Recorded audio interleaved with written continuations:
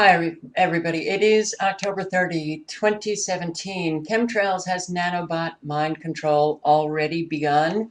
I know that a lot of you know that they are spraying nanobots, this nanotechnology, nanoparticulates that they can spray into the atmosphere, and we can breathe in and not even know it.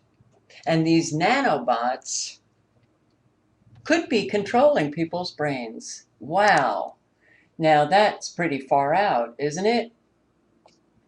What you see in this video is a nanobot encapsulating a neuron or a synapse or other nerve endings and bridging with synapses. Watch this. This is what we may have breathed in already.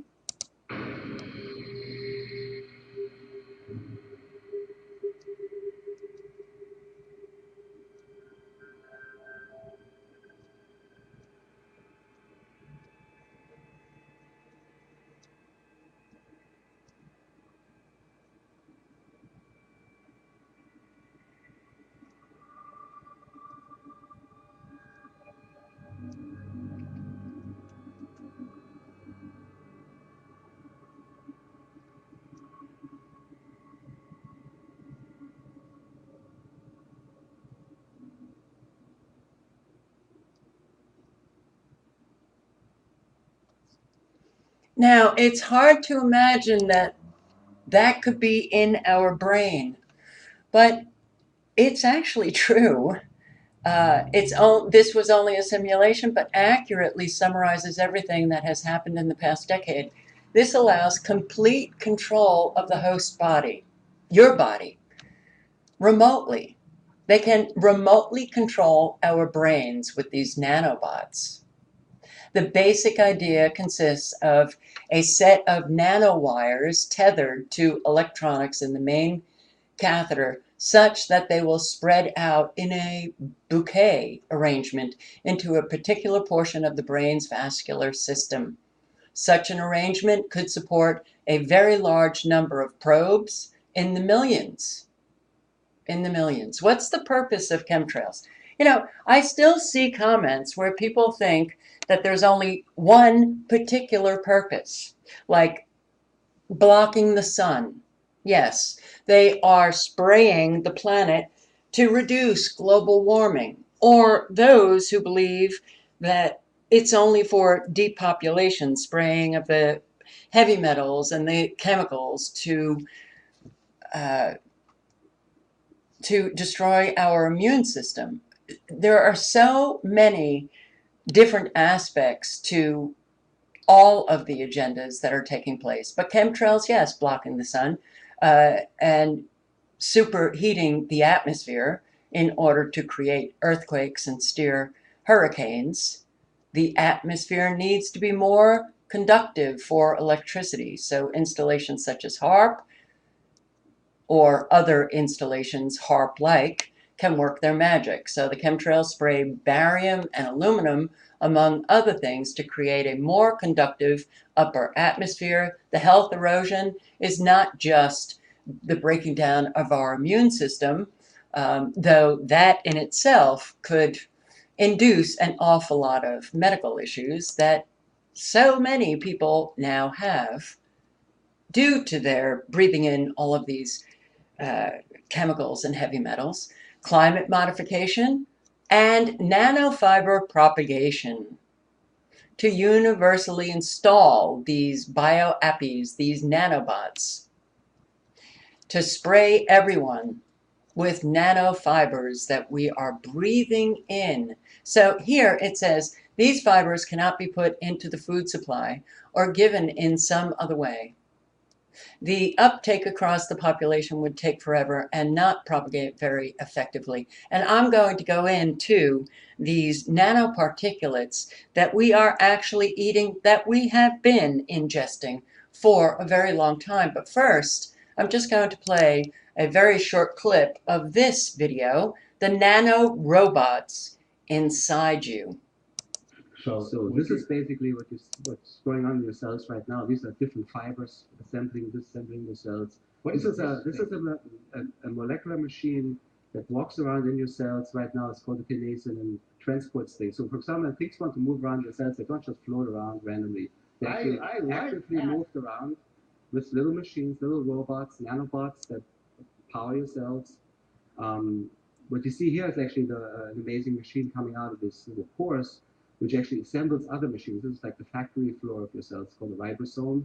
It reads your RNA. RNA is, comes from the DNA. It's translated into RNA, and then it basically gets read out by these ribosomes. They make new machines, which then do other things. So there's all kinds of machines in the cells. Things that rotate, things that walk, things that make other machines, things that read RNA, things that copy DNA, that open shut. Let's look at this again while we talk about it. Can you look at it a second time? First of all, how fast is this in your life? All these things going on. Oh, some of those things can happen quite fast, some kind of slow. And that's actually interesting thing with nanoscale. You can create all kinds of time scales depending on how many pieces have to act together. Some things can happen in nanoseconds, some in milliseconds, some in microseconds. They're actually they make steps in the kind of millisecond range, I would say. And what? Like milliseconds or thousands of a second. And a little bit. You can have this move. So it's actually faster than that. It's much faster than that. So they made it kind of look. So this is a garbage man. That big wet sack is this cell garbage, and he's going to take it up this tube, or it is going to take it up. Yeah, there are some machines that walk from the inside of the cell to the outside of the cell to kick garbage out, and others that go from the outside of the cell to the inside cell to bring the good stuff in. So they're specialized machines. They only walk in certain directions. Is this, what about the All right. I will link below to everything. You can watch this entire video. But if these little machines inside us can affect our cells by cleaning them out, taking the bad stuff out and putting the good stuff in, you know that they can also be used to put bad stuff in and take good stuff out. And that is the danger of nanotechnology. It really is very concerning as to who is using this technology. All right, so this nanoparticulates in our food, engineered nanoparticles in consumer products, understanding a new ingredient. This is on our government site. It's the U.S. National Library of Medicine, National Institutes of Health, and it was posted in 2011. New ingredient? No, unfortunately, if you do the research on these nanoparticulates that they have been putting in our foods, the food packaging, in so many different products, it's been going on for way longer than, let's say, just 2010 or 2011. They've rolled out this technology quietly. It was quietly proliferating in the United States on store shelves, despite nagging questions. That's our government. They're nagging questions about the safety of these synthetic nanoparticles and the products that contain them. And these nanoparticulates in our food are used to improve the taste of our food, the texture, the nutrition. These nanoparticulates, they say, can operate inside us in ways that can improve the nutritional value of the things that we eat. And it also improves shelf life. Can you imagine? Can you imagine this nanotechnology operating inside you? Genetically modified organisms took over our food supply before most of us even knew it. Nanotechnology, nanoparticulates being used in food packaging and in the foods themselves. Nanoparticulates actually sprayed on our fruits and vegetables, you know, that waxy substance that you can't get off apples now. Well, guess what? They contain nanoparticulates. And according to this 2011 paper posted on our National Institutes of Health's website, they say that it will take years before any official decision is made as to the labeling or the banning. Well, they haven't got to it. It's now 2017. They rolled this technology out before they even knew it was safe. And studies have shown that nanoparticulate titanium dioxide or zinc oxide, which happen to be common nanoparticulates used in our foods and our food packaging, which leaches into the food. Studies have shown with mice, the mice exhibited DNA and chromosomal damage and inflammation. Another study revealed mice with genital malformations, neurologic damage, and changes in gene expression in the brain, because these nanoparticulates are so small you couldn't possibly see them just with the naked eye. You'd have to use a super microscope. But they cross the blood-brain barrier as well as the placenta. So dangerous. But another study revealed that they are toxic to the human brain and lung cells. This is a very good article. It's very, very long. I will link below to it. I hope that you come over here and read it, and you will get what you have been ingesting for a very, very long time. These nanoparticulates also make us more conductive to electricity. Think about the microwave frequencies, the electromagnetic frequencies that we are saturated in, with conductive particles inside us that we are breathing in, the nanobots, as well as eating. And in this study, it also states that it is very difficult to detox these nanoparticulates. So, if you can control all of these nanobots, and if you could control the nanobots that we may be eating, then we can be remotely controlled. These nanoparticles deposited in cells and tissues, they make their way right inside the cell, right inside the tissue, and right inside our brain. And scientists have said that they pose a formidable challenge. Nanoparticulates pose a formidable challenge because nano-sized particulates change their properties, change the properties they exhibit when macro-sized, but they don't even know what the changes are. They have rolled out this technology without any safety study. Nanoparticles may be ingested through drinking water, food additives, atmospheric dust on food, toothpaste, dental fillings, implants. Ingested nanoparticles can then be absorbed through Peyer's plaques or small nodules in intestinal tissues that are part of the immune defense system. If nanoparticles enter the digestive system and proceed into the bloodstream, they could move throughout the body and cause an awful lot of damage.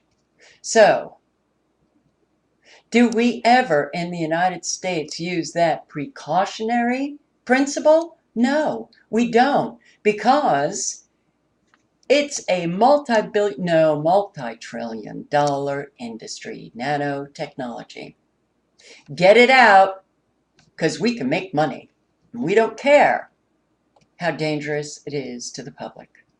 Don't think that those elite globalist psychopaths are eating any of this. Yes, these nanoparticles equipped with new chemical and physical properties, when they become nano-sized, they cause unexpected toxicity and create an awful lot of health problems for all of us. Researchers found nanoparticles in 6 of 6 US baby formulas tested. Nanoparticulates, babies, infants are drinking, their brains so soft. When you think of these nanoparticulates that can easily penetrate our adults' blood-brain barrier, these infants are all, those nanoparticulates are just making their way into infants' brains. So when studies have revealed that these nanoparticulates have caused DNA and chromosomal damage and inflammation to mice, think about what they are doing to children. This is so outrageous. It's really, we're gone. There's nothing in this country that is healthy anymore. Unfortunately, organic food, organic farms are also sprayed with toxic chemicals and heavy metals from the geoengineering, from all of the chemtrails. But yes, nanoparticulates in our food, it's been flying under the radar. But GMOs were like that in the first few years. We didn't know that Monsanto was taking over the food supply. So, as for how other countries deal with nanoparticles in food, the European Parliament is working toward a moratorium on novel foods containing nanomaterials. France, Belgium, Denmark, they've implemented mandatory registries for nanomaterials, and the European Union has implemented a nano-food labeling regime, though none of that protects the public. It just informs them that they're going to be eating nanoparticulates. But in contrast, the US has not developed any mandatory regulations or safety assessments for nanomaterials used in food or consumer products, according to the Friends of the Earth report. It is important for US customers or consumers to know that manufacturers are not required to list nanomaterial ingredients on product packaging in the United States. We fought for what, 2 decades to get GMOs labeled? Just get it labeled. We weren't fighting to get it out of our food supply. Nanoparticulates. It's in dietary supplements. It's in products like sunscreen. Nanoparticulates permeate skin, gets right into the bloodstream. All you have to do is wipe on that sunscreen, but it's on our fruits and our vegetables, and oh my God, it's really quite amazing. But yeah, the nanobots, the nano-sized sensors, I've posted videos on this, a whole lot of people have posted videos on this. It's a $1 trillion market. And who is mostly involved? It is Hewlett Packard, MEMS, micro, electro, mechanical systems that we have no doubt breathed in. Hewlett Packard behind the dumping of nano-sized sensors all over the earth. It's the big data necessary for complete control over everything on the planet, including the human being. It is essential for the Internet of Things. You've got to have sensors on everything so that they talk to one another.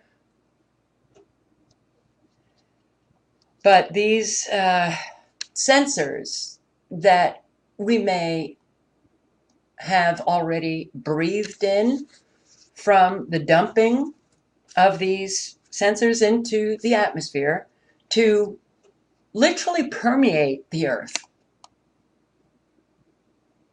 to be in our water, to be on our persons, to be on our homes, to be on every product imaginable, to be in wildlife. It is the control of everything, wildlife tracking, climate monitoring, and all of these industries already have sensors on everything. Today, sensors are collecting information on virtually every aspect of daily life, including wireless telemetry, energy meters, weather data, biological and chemical experiments, and device location.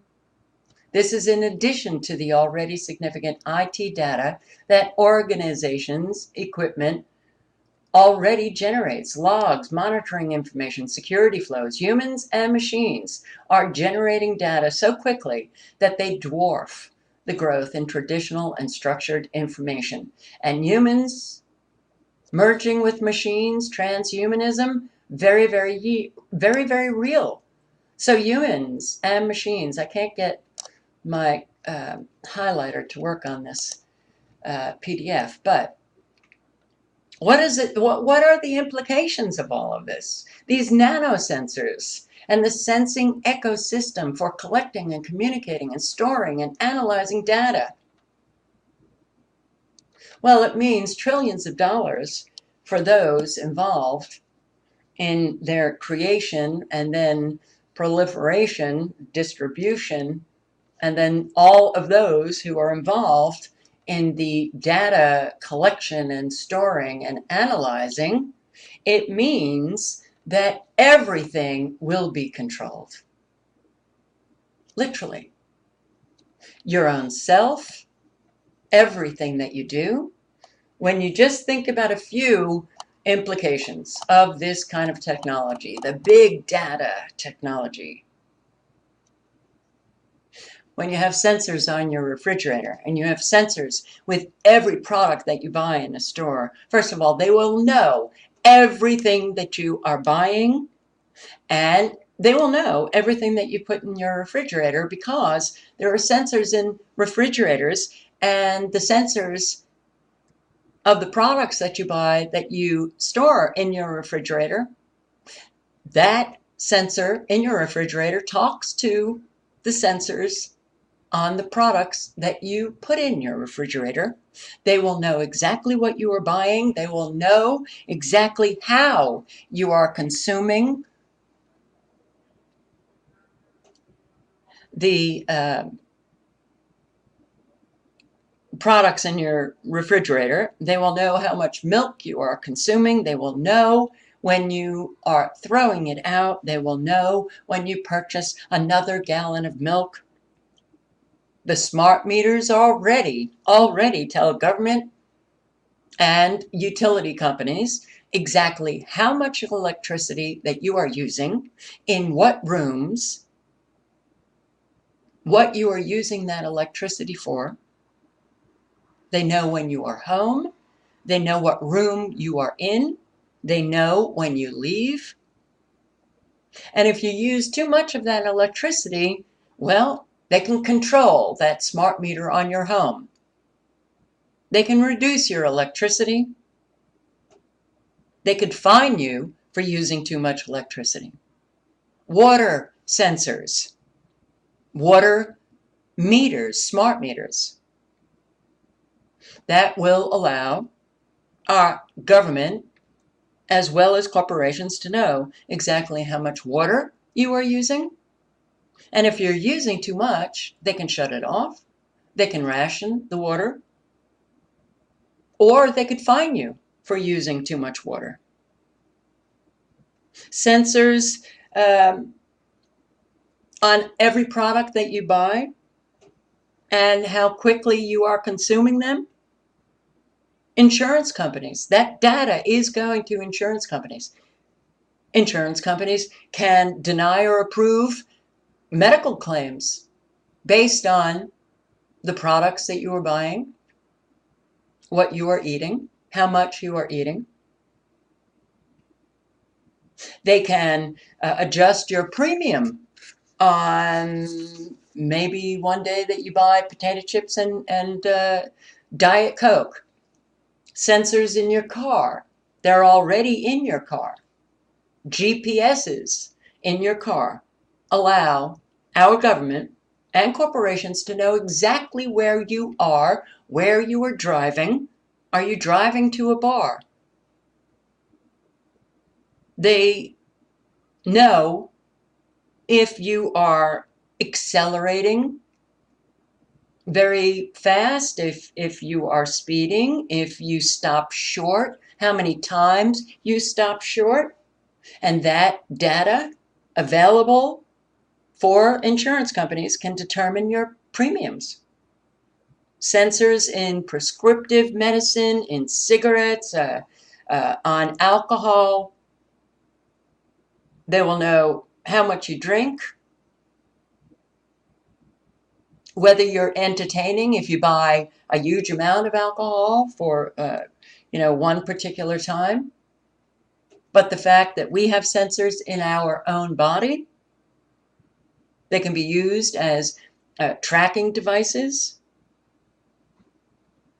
which will allow them to know exactly where we are going, every step we take, and how many steps we take. Are we exercising? But they will also be able to know exactly who we are associating with. This is very dangerous technology, and it is leading us into a 1984 Brave New World scenario on steroids. And unfortunately, guys, it's here. It's already here. And that is truly the scariest part. They have done this certainly without our consent, but even without our awareness. These sensors have already been dumped by Hewlett-Packard. Whether they have dumped billions or trillions, we don't know. But this New World Order that is it is tyranny on steroids.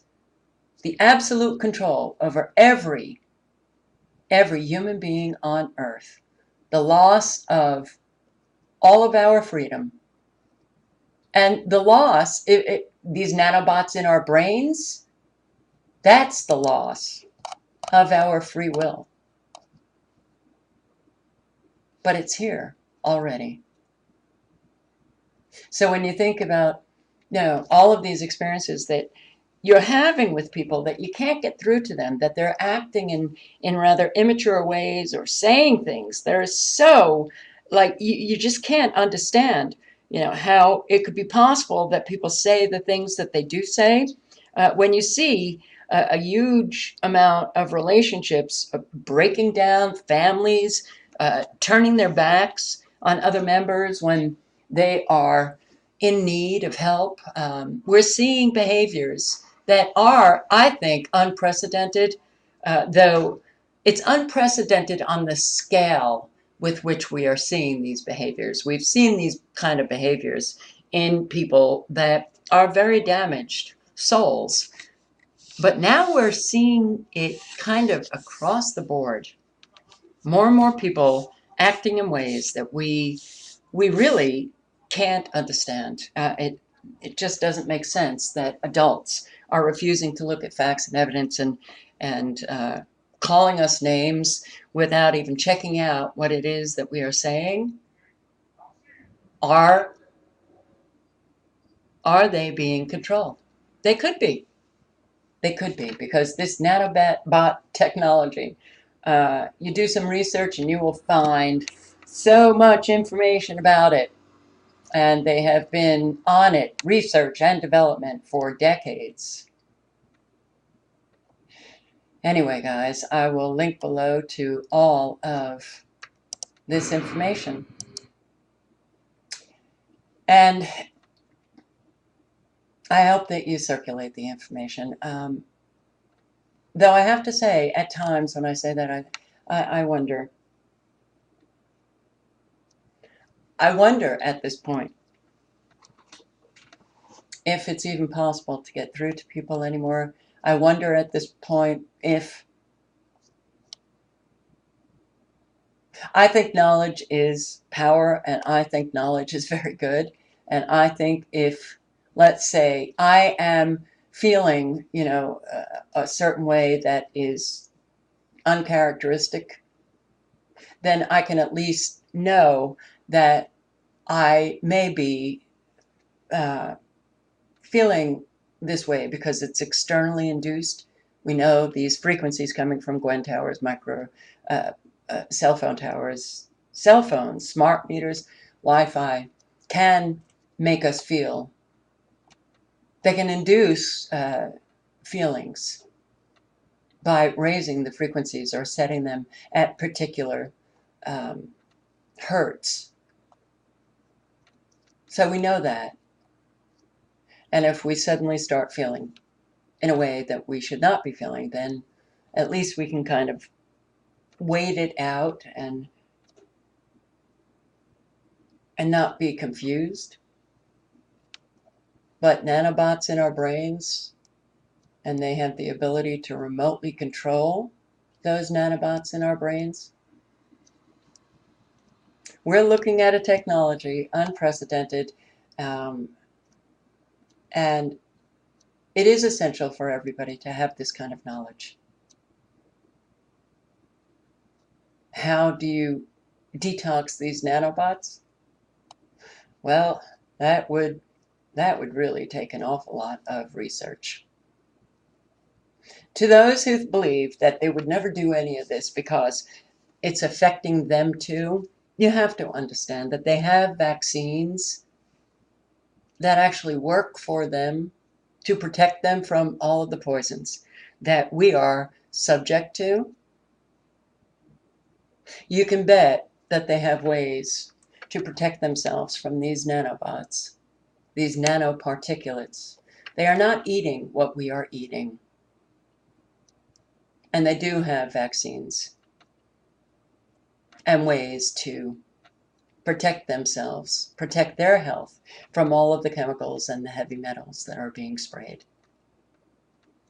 So that argument certainly does not work. Anyway, guys, this is the new world. It's here. It has manifested. It's only going to get worse. That's the unfortunate realization, that when you really look at the big picture and really understand how all of this was proliferating without our even knowing it, well,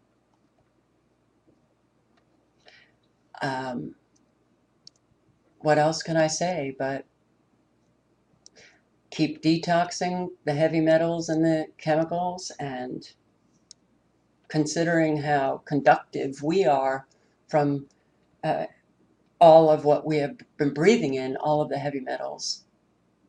that making us far more conductive and then easily controlled by the microwave frequencies, well, we are left with now living a life of, of daily detoxing and trying to keep our immune systems as strong as possible.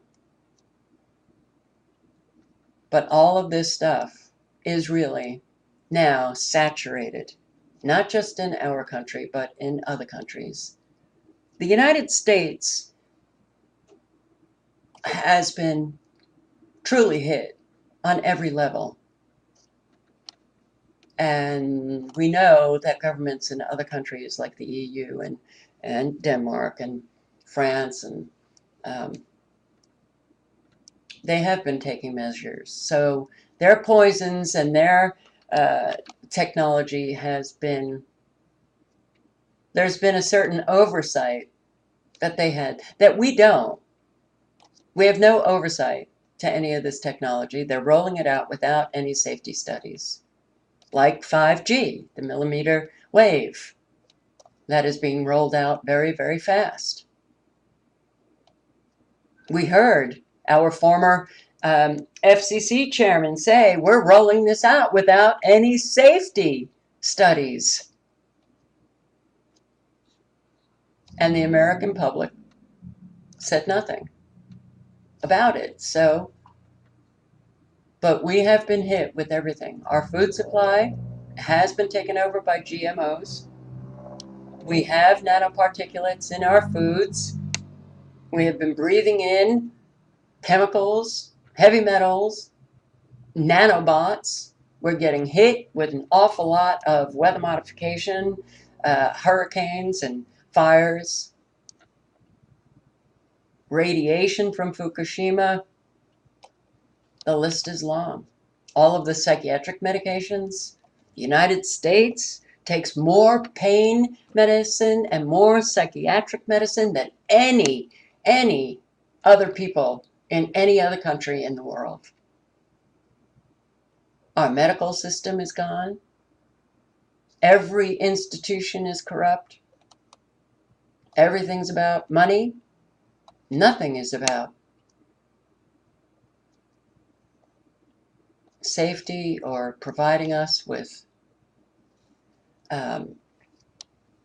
anything that we could even remotely, anything that remotely compares to any health anymore. We're yeah. It's just sad. That's all I can say.